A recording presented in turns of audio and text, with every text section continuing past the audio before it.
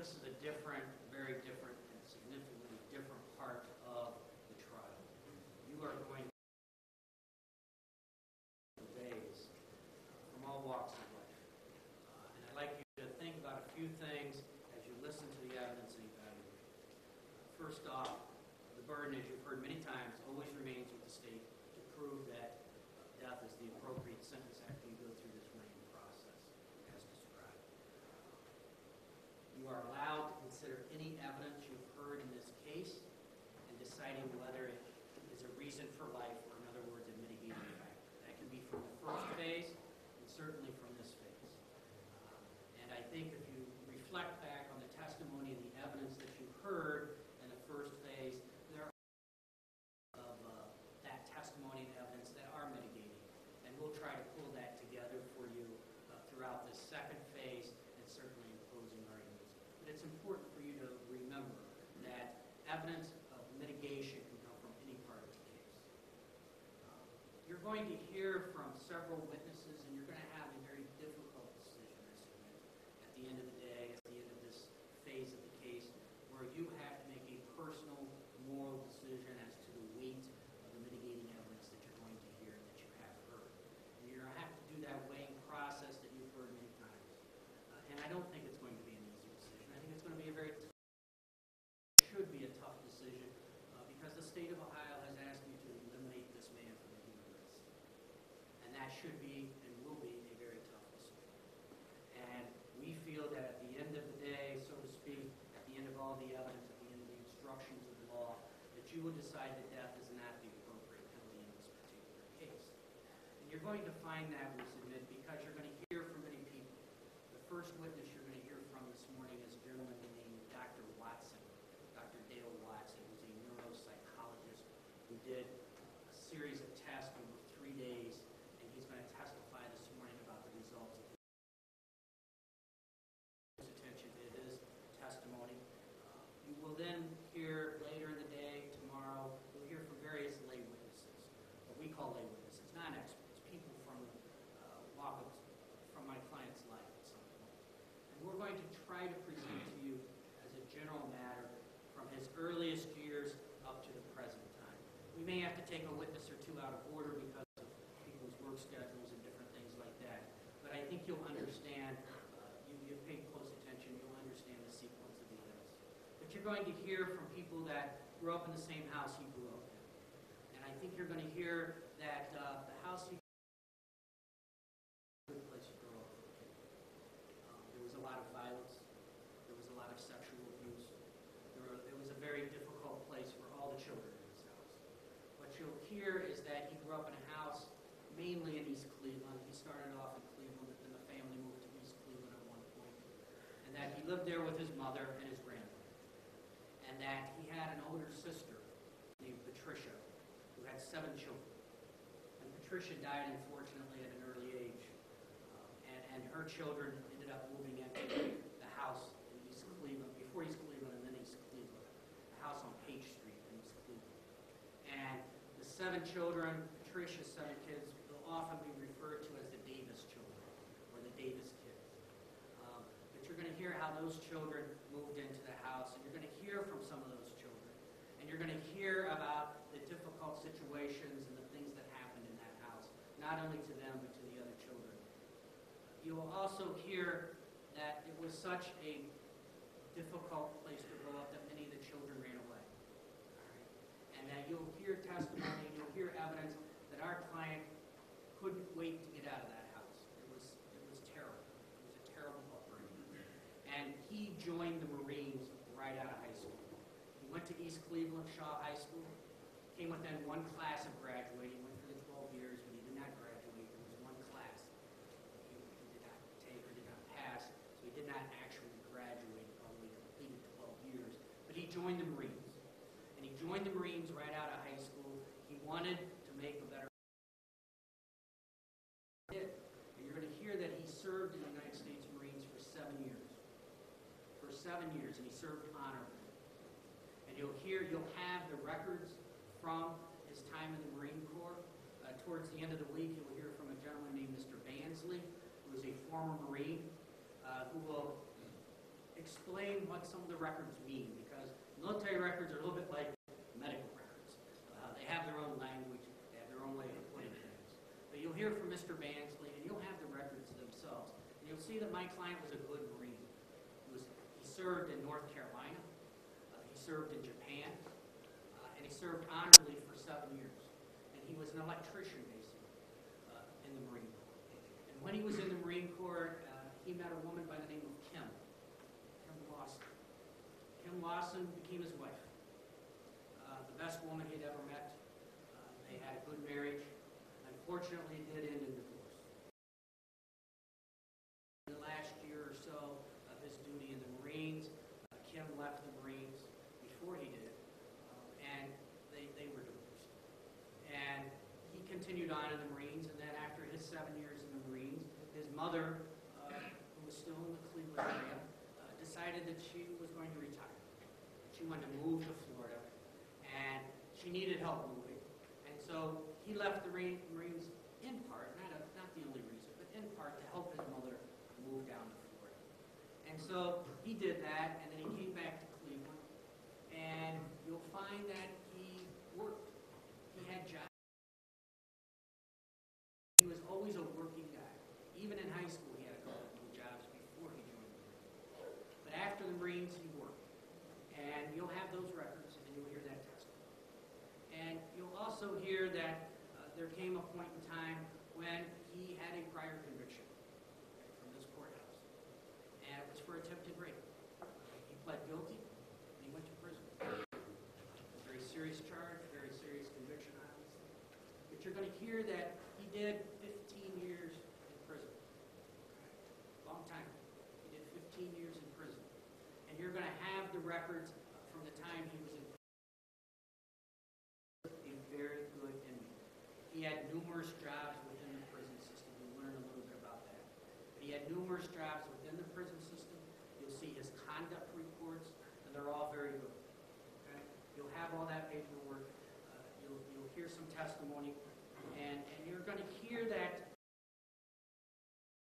when he got out of prison, he was very motivated to do well, to reintegrate himself into society.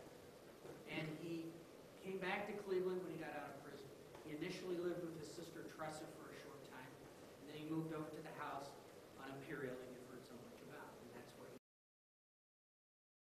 But you're going to hear that when he got out of prison, he was joined basically it's a type of re-entry program, a program that helps prisoners readjust to the community and help them get the training and the jobs that they can get. And you're going to hear from people from such an organization where he participated, he completed their programs.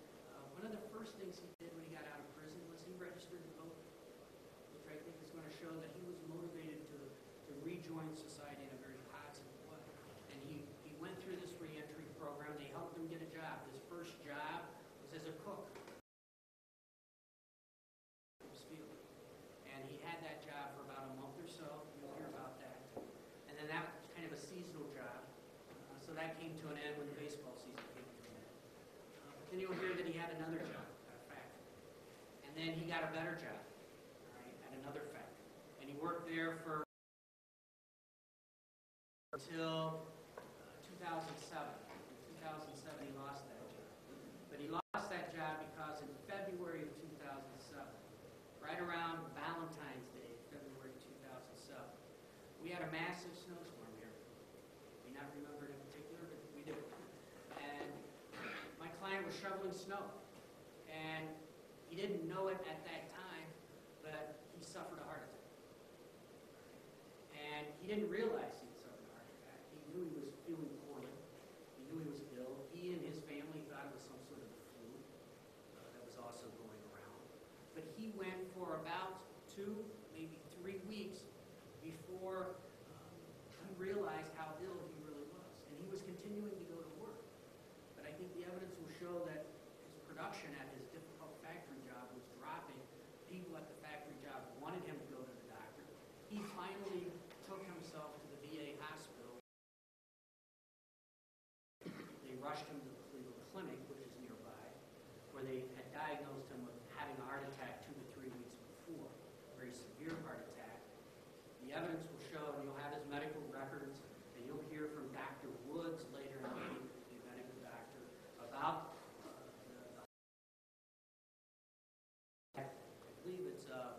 2 arteries completely clogged, a third one that was 80% clogged, electrical problems with his heart, and it required them to put in a pacemaker.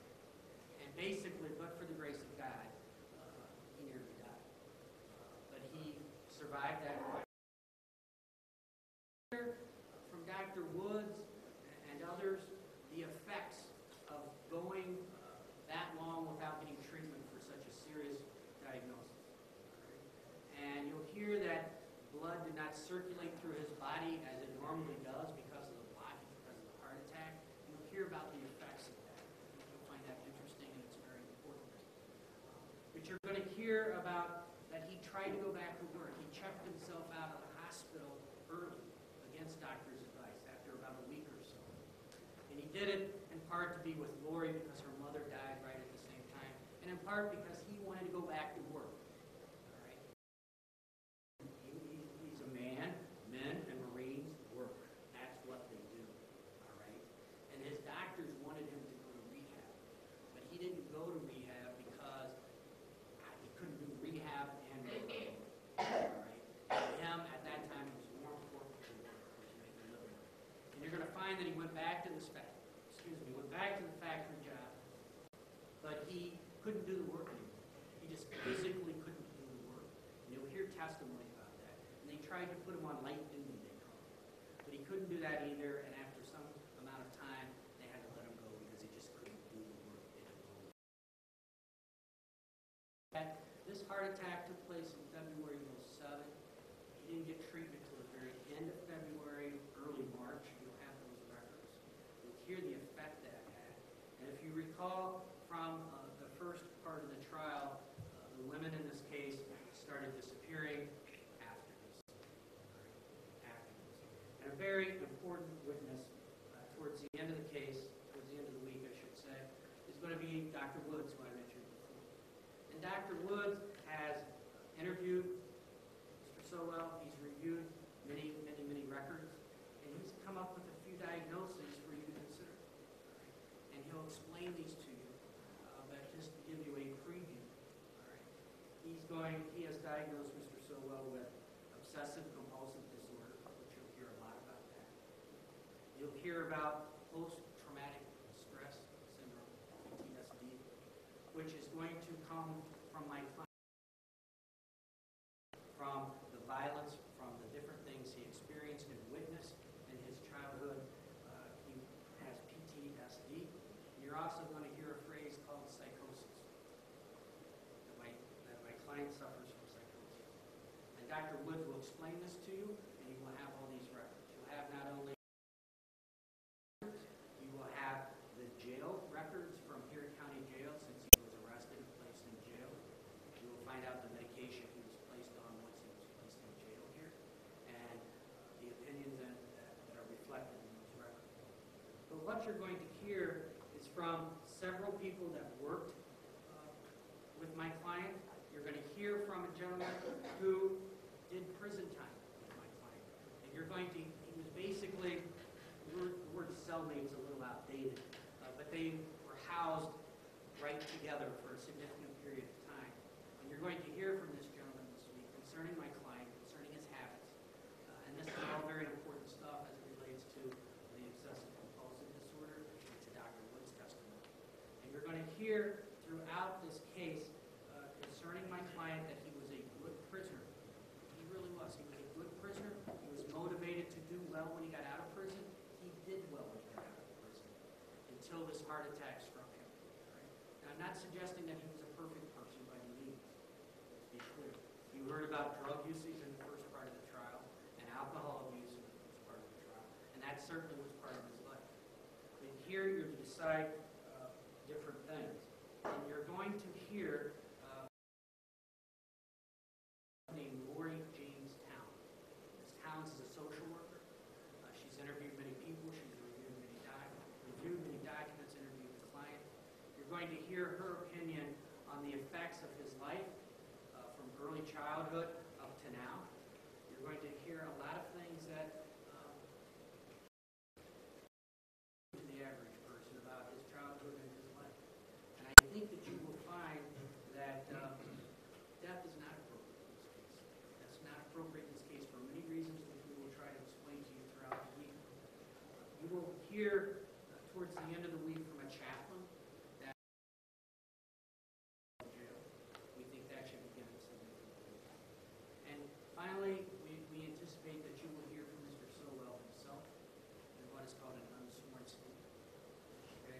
Sowell will explain some of the aspects of his life to you, and we think that considers great weight in mitigation as a reason for life. This will not be an easy decision for you. You will also hear from various correction officers who deal with Mr. Sowell on a daily basis that he is a model prisoner in the county jail. And you will hear that also from one of the wardens. So I think you're going to hear a variety of interesting information. We are going to try to present it to you in a more or less chronological order from the early childhood up to now, although we're starting with Dr. Watson, who I think you'll find very interesting and informative. So we're asking you to listen carefully to the mitigation. Remember, mitigation is reasons for life, why a life sentence is appropriate. And you'll find many factors here as to why life is appropriate, even though this is a very difficult case. But at the end of the day, when you make that personal moral decision, when you reach deep down inside to determine the appropriate sentence, we are confident